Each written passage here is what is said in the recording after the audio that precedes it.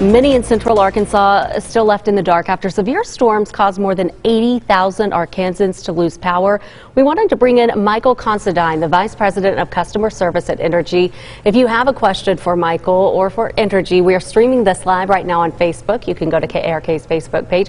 We'll be watching some of those questions as they come in. I know, Michael, if anyone's watching who doesn't have power, their question is, when can I expect it to be restored? You guys have a lot on your hands right now. We do. When the storm started, we peaked at for Entergy, we peaked at about 82,500 customers. Wow. I'm happy to say that we're down to about 21,000 right now in the state. In central Arkansas, we have the majority of the customers still out. That's about 12,000 customers.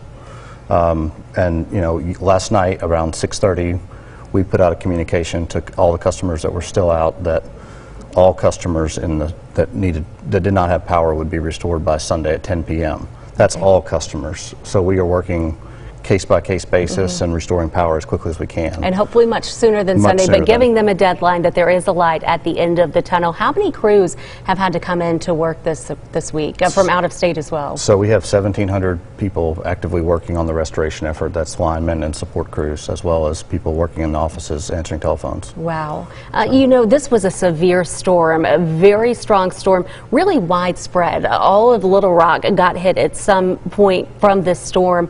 Talk about what it's taking to get the power restored for those out there that are frustrated and they're hot.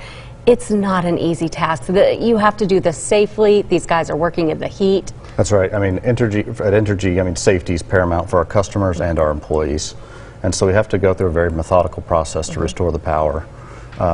First we get back on critical services such as hospitals and police departments, fire stations, those things. I'm happy to say that that's restored across the state. So now we're focusing on the large customer populations that we can get on quickly. But we've had over 140 broken poles. We have over 430 spans of wire, so a span being between two poles, 435 spans of wire down that all has to be replaced. Lots of vegetation down. We sustained winds in a large part of the state of over 75 miles an hour. Unbelievable. And that takes a long time to restore.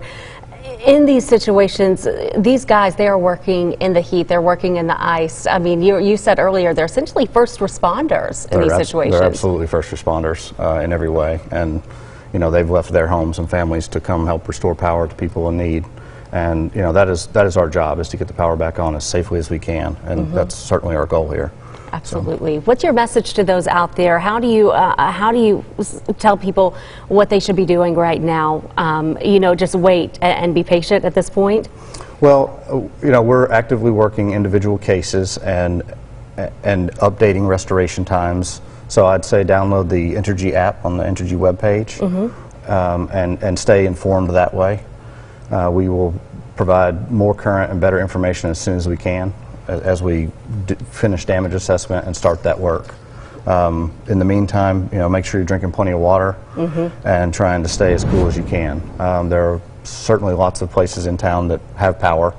It might be a good day to go to the movies. Yes, it might be a good day. Toy Story 4 is out. It's very cute. I saw it last night. I highly recommend it. We're hearing from some of you on Facebook. Diane just said from Benton that their power was restored today at noon. She said a big thank you to all the power crews that are out there. A few others asking questions. Maybe their house is without power, but homes around them don't have power. How can you kind of explain what's going on there? So, this is pretty common across the system, but there are multiple feeds of power into a neighborhood, so there are certainly situations where one side of the road will have power and another won't.